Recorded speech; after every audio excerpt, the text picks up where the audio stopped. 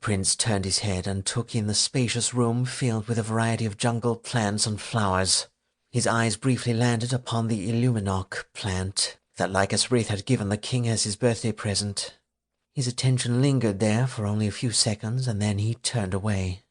"I do not have much interest in plants," the prince said with evident disappointment.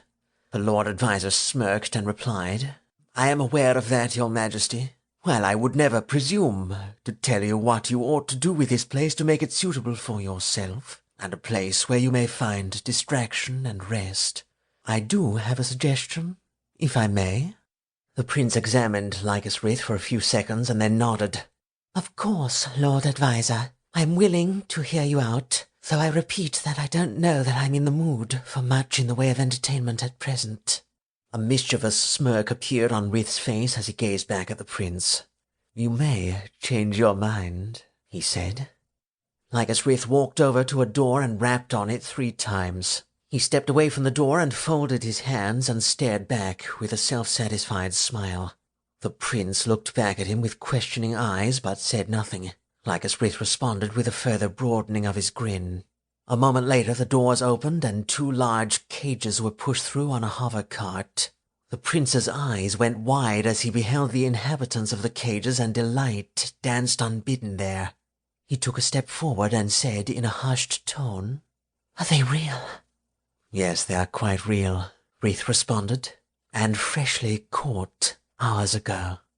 Each cage was approximately 7 feet tall and 4 feet in circumference at the base. They were composed of transparent steel to adequately provide a look at the inhabitants of the cage without allowing them any chance of escape. Each cage contained a man-sized reptilian figure. "Are those what I think they are?" the prince said in a hushed tone.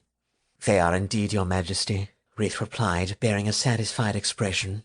"These are Dar'ryn savages, native to this planet. I know you have some interest in them and other animal life here. I thought it would be genuinely interesting for you to own a pair of them. I understand one is a male and one is a female. Perhaps you might even consider breeding them." "Breeding them?" Prince Dar'ryn asked. "What for?" "A variety of reasons, I suppose. Studying them and sport hunting come to mind, but the chief point is that they are here for whatever you wish, your majesty." The prince cocked his head to one side and said, "I suspected they looked a little different than this." He squinted his eyes and took a step closer to the cage so that he could get a better look at them. What the prince did not understand was that he was not looking upon examples of the Dar'ryn.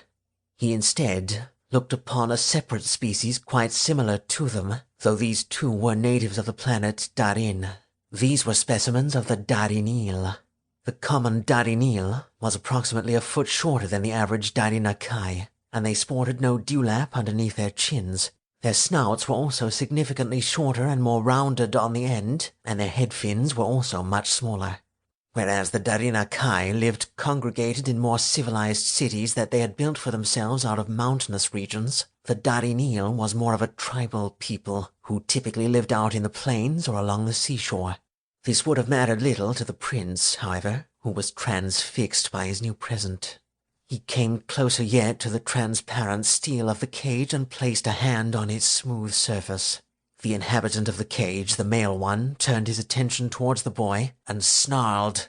Suddenly it leaped forward and snapped its jaws at the boy as it slammed into the transparent steel and then bounced off.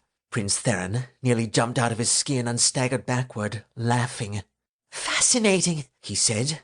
He looked to Lycus Wraith and a broad smile stretched across his face. "How utterly fascinating," the prince said again. "I take it your majesty is pleased with his gift?" "I am beyond pleased, Lord Wraith," Dar'ryn responded. "I don't know that I have words to describe the sensation." The prince turned his face back to stare at the Dar'ryn with awe and admiration.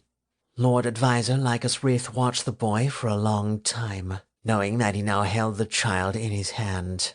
He shouldn't be too difficult to manipulate now, Wraith thought. His smile broadened as he mentally added, "Just like his father. Just like all of them." To keep listening to this audiobook, I've left you a link in the description so you can do it. at no cost thanks to Audible's 30-day free trial.